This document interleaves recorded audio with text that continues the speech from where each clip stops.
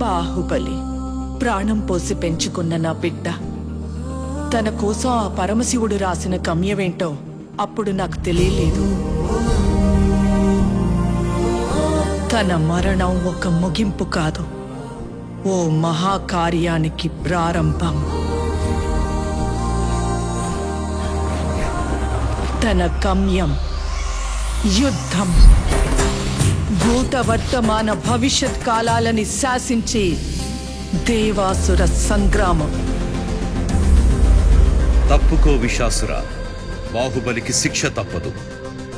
సోదరా ఇంద్ర, నీకు బాహుబలి కావాలంటే నన్ను గెలిచి తీసుకో.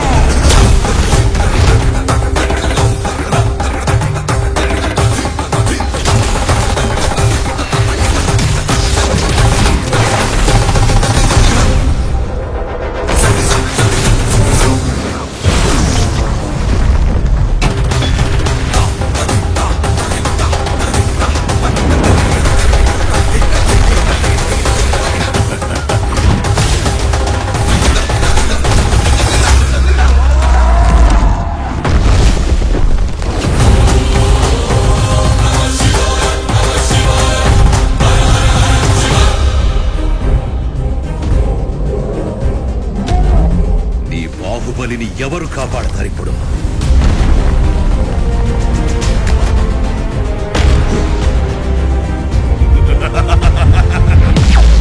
జై మహాకాల!